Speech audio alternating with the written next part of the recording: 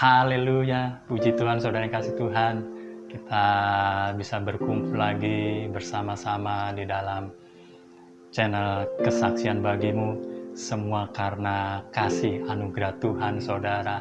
Semua karena kemurahan Tuhan. Bukan karena kuat dan hebat kita, tetapi karena anugerah Tuhan Yesus.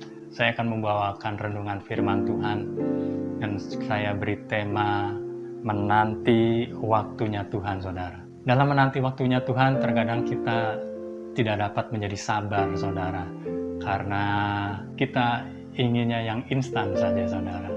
Kita inginnya yang prosesnya cepat, saudara. Tapi mari sama-sama kita belajar tentang menanti waktunya Tuhan ini, saudara. Di dalam menanti waktunya Tuhan ini, saudara, ada 3 hal yang saya catat dalam firman Tuhan. Yang pertama, saudara, di dalam saat kita menanti waktunya Tuhan, yang pertama saya bisa pelajari, saudara, yaitu belajar taat. Dan yang kedua adalah belajar untuk setia. Dan yang ketiga, saudara, belajar rendah hati. Dan di dalam menanti waktunya Tuhan, ketiga hal ini secara pribadi itu saya rasakan janji Tuhan dinyatakan dalam kehidupan saya dan keluarga saya, saudara. Dan yang pertama adalah belajar taat, saudara. Berbicara bagaimana kita menyikapi tentang rentang waktu yang harus dijalani dan kita nantikan dalam menanti janji Tuhan. Jika kita tidak taat dengan maksud dan tujuan Tuhan di dalam kita menanti waktu janjinya Tuhan, saudara, janji Tuhan itu tidak dapat kita terima dengan sepenuhnya. Mungkin harusnya Tuhan memberi 100%, saudara, tapi karena kita tidak taat dalam menanti janji Tuhan, bisa jadi janji Tuhan itu kita terima yang sudah rusak atau setengahnya karena ketidaktaatan kita. Di dalam menanti janji Tuhan, kita dituntut sungguh-sungguh tentang kesabaran kita. Kesabaran bagaimana kita harus benar-benar menerima waktunya Tuhan. Tadi saya di awal sudah dikatakan kita terkadang inginnya yang cepat. Janji Tuhan itu diterima dengan cepat, dengan instan, saudara. Kita tidak perlu melewati proses waktu menanti itu, saudara. Saudara yang kasih Tuhan, di dalam menanti waktunya janji Tuhan ini, ketaatan dan kesabaran sangat dituntut. Di dalam Titus 2 ayat 9 dan yang ke-10, saudara, dikatakan di sini, hamba-hamba hendaklah taat kepada tuannya dalam segala hal dan berkenan kepada mereka. Jangan membantah, jangan curang, tetapi hendaklah selalu tulus dan setia, supaya dengan demikian mereka dalam segala hal memuliakan ajaran Allah, Juru Selamat kita. Dan hamba-hamba Tuhan dikatakan harus taat kepada tuannya. Demikian juga kita, saudara, taat dalam menanti janji Tuhan kita, menanti janji Allah kita. Di dalam menanti taat akan janji Tuhan, kita dikatakan jangan membantah. Ketaatan berarti jangan membantah. Apapun itu, saudara, kita lakukan dengan sukacita. Jangan membantah adalah ketentuan bagaimana kita dapat menerima janji Tuhan secara penuh, saudara. Jangan curang, saudara. Nah, terkadang kita berpikir bagaimana kita bisa mendapatkan sesuatu dengan cara yang instan. Pasti pola pikir kita yang tercepat adalah yang terbaik secara manusia. Dengan jalan curang, saudara, dengan jalan cara kita mengakali sesuatu, segala hal, hendaklah kita harus tulus, saudara. Ternyata di dalam menanti janji Tuhan, di dalam kita mentaati tentang janji Tuhan, saudara, ada ketulusan hati. yang diminta oleh Tuhan. Tulus dan setia itu yang diharapkan Tuhan dalam kita mentaati, menerima janji Tuhan di dalam hidup kita, saudara. Karena dengan demikian dikatakan kita dapat memuliakan ajaran Allah, Juru Selamat kita, yaitu Yesus Kristus Tuhan. Lalu yang kedua, saudara, yaitu setia. Setia ini sama artinya menunggu dengan tekun. Setia di sini mengacu kepada hati yang utuh tertuju kepada Tuhan.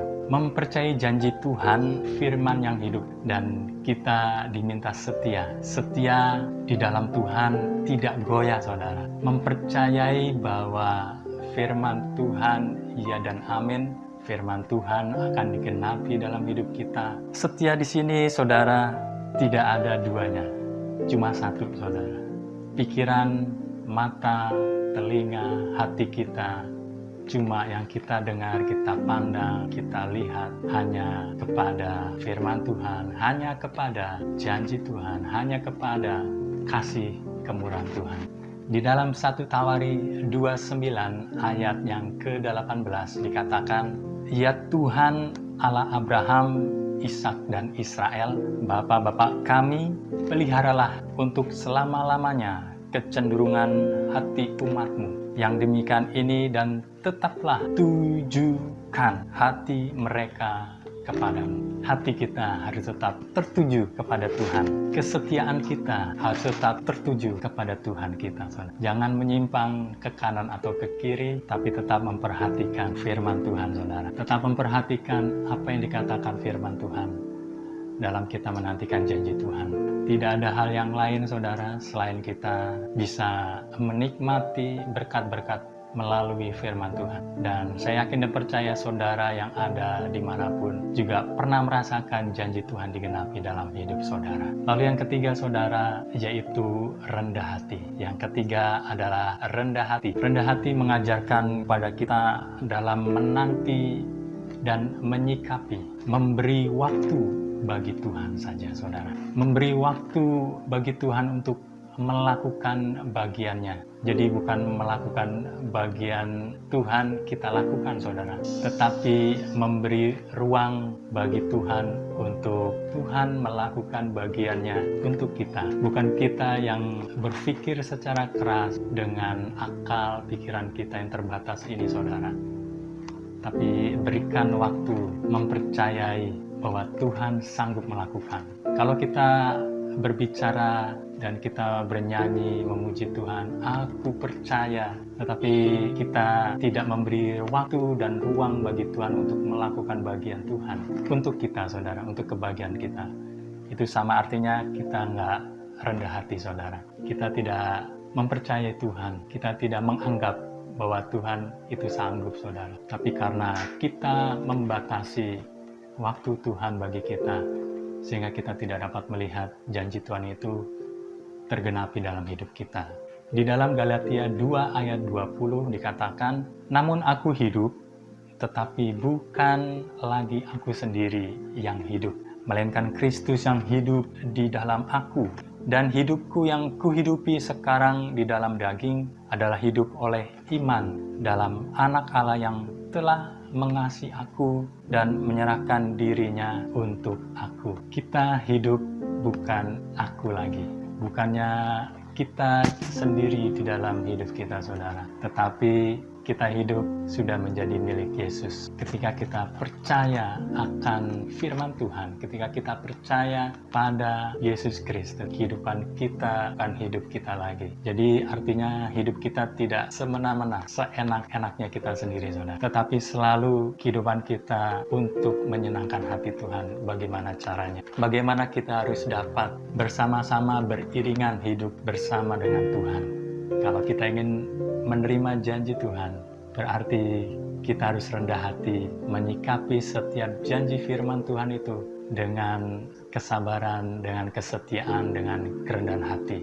Kita dapat berkata kepada Tuhan, "Mari Tuhan, hari ini bersama-sama saya beraktivitas di sepanjang hari ini. Itu artinya kita mengakui keberadaan Tuhan kita. Itu artinya kita mengakui kedaulatan Tuhan terhadap kehidupan kita, saudara. Di dalam Galatia 2 ayat 20 dikatakan, hidupku bukannya aku lagi. Saudara, saya teringat akan janji Tuhan yang digenapi dalam hidup saya, saudara.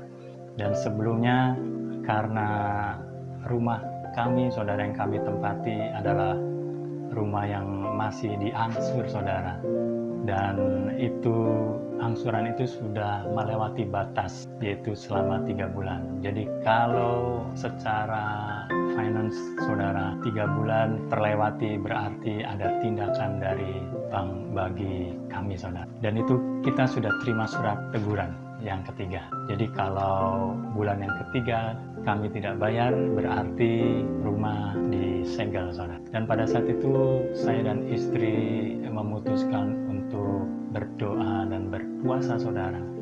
Dan saya katakan kepada istri saya bahwa jangan pinjam, kita andalkan Tuhan. Dan sungguh benar-benar, saudara, saya mempraktekkan firman Tuhan dalam kehidupan saya pribadi. Kami tidak melakukan apa-apa, kami tidak informasi di mana-mana, kami tidak bikin status, saudara, tapi kami hanya masuk kamar, tutup pintu, dan berdoa, saudara. Tapi seperti yang tadi dikatakan, dalam menanti janji Tuhan, ada kalanya kita tidak sabar. Ketika itu di dalam kelas, saudara, ketika itu saya masih ada dalam pendidikan di sekolah Alkitab di Cianjur, saudara, di dalam sesi pembelajaran. Kalau nggak salah hari itu hari Selasa di bulan Februari, saudara. Jadi di dalam sesi pembelajaran itu, saudara, yang dikasih Tuhan, saya mendengar suara, saudara. Jadi benar-benar saya mendengar suara, dan saya mendengar suara yang memiliki otoritas, saudara. Sampai saya kaget sendiri, saudara. Suaranya sangat gak kenceng, tapi sepertinya bagi saya tuh sangat memukul hati saya, sangat memukul otak saya. Dia katakan, aku kirim uang. Dan itu tegas sekali, saudara. Suara itu sangat tegas, sangat otoriter, sangat otoritas yang saya terima. 3 kali saya dengar suara itu. Saya lihat kanan kiri saya, mereka semua teman-teman saya semua fokus ke depan dengan pengajaran guru yang disampaikan, saudara. Dan saya cuma lihat kata, saudara. Saya bilang, amin. Setengah nggak percaya, saudara, karena saya jarang-jarang mendengar suara secara langsung, saudara. Dan setelah sesi saya masuk ke dalam doa, saya berdoa, saudara. Saya berdoa di ruang doa, saya mengimani, saya mengamini suara itu. Dan kalau di sekolah Alkitab saya dikasih kebijakan, karena saya sudah berkeluarga, saudara, kami bisa pulang setiap Jumat, saudara, kami pulang, dan hari Minggu kembali lagi kita masuk ke asrama, ke sekolah, saudara. Setelah sampai di rumah, saya teringat akan suara itu, saudara. Lalu saya cek handphone saya buka BCA, klik BCA, dan saya lihat, wah, apa yang terjadi, saudara? Belum terjadi apa-apa. Masih 0, saudara. Rekening belum ada perubahan. Rekening masih sama dulu dan sekarang. Jadi saya sedikit agak bimbang, saudara. Seperti yang saya sampaikan tadi, kesetiaan, ketaatan, dan rendah hati itu benar-benar dipertaruhkan, saudara. Kita harus taat. Kita harus setia dalam menanti janji Tuhan. Dan saya lihat di situ belum ada perubahan. Lalu saya merenung, saudara, dan saya katakan, Tuhan, saya percaya janji-Mu. Saya percaya suara-Mu. Dan itu adalah firman Tuhan yang saya terima. Dan itu saya imani, saudara. Setelah itu saya kembali lagi ke sekolah, lalu saya belajar selama seminggu, dan Jumat saya kembali pulang, Sabtu dan Minggu. Belum terjadi apa-apa, saudara. Saya cek rekening. Tapi pada minggu berikutnya, minggu kedua, saya tidak melakukan apa-apa. Saya cuma satu, saya percaya suara Tuhan. Saya percaya janji Tuhan. Itu aja, saudara. Di hari Minggu sore, saudara, ketika saya dan istri saya setelah habis ibadah, kami beristirahat, saudara. Tiba-tiba handphone bunyi, saudara. Dan saya tidak menghiraukan, saudara. Tapi istri saya melihat notifikasi dalam handphone itu, saudara. Dan dia berkati saya, dia colek saya, saudara. Dia bilang, itu ada ada pesan. Lalu saya lihat saudara pesan itu, dan puji Tuhan saudara, ada uang yang masuk ke rekening kami saudara. Dan jumlahnya itu cukup untuk kami membayar 3 bulan keterlambatan angsuran rumah. Dan sisanya saudara kami berikan untuk perpuluhan. Dan pas semua yang kami butuhkan, semua yang kami nantikan janji Tuhan itu, Tuhan genapi dengan luar biasa. Bagi kami hal itu sangat luar biasa. Pada detik itu ketika kami menerima pesan, kami berdoa, kami mengucap syukur, kami nangis saudara di hadapan Tuhan. Karena selama 2 minggu itu saudara, kami menanti-nantikan seperti firman Tuhan katakan, ada seperti orang yang melahirkan saudara. Tua hidup kami sudah benar-benar cuma fokus mendengarkan, tertuju kepada janji Tuhan, kepada firman Tuhan. Kemana-mana kita cari firman Tuhan, kemana-mana kita pegang firman Tuhan, dan Tuhan menggenapi janjinya. Setia, taat, dan rendah hati harus kita miliki dalam menanti janji Tuhan saudara. Kesaksian ini kiranya dapat memberkati saudara. Semakin kita mengerti, karena setiap janji Tuhan ingin juga kita dewasa saudara, menjadi dewasa rohani, bukan menjadi dewasa secara manusia saudara. Tetapi di sini Tuhan mengajar kita semua saudara untuk kita sama-sama dapat menikmati janji Tuhan, dan Tuhan mau supaya kita menjadi dewasa rohani, setia, taat, dan rendah hati. Itu yang Tuhan mau dalam kita menanti janji. Terima kasih Tuhan, biarlah renungan firman Tuhan hari ini dan kesaksian dalam kehidupan saya menjadi kekuatan baru buat kita semua. Iman kita di dalam Tuhan semakin kokoh saudara. Doa saya saudara, kiranya Tuhan selalu memberikan kekuatan baru dalam kehidupan saudara dan saya. Doa saya, Tuhan Yesus memberkati kita semua. Haleluya. Puji Tuhan.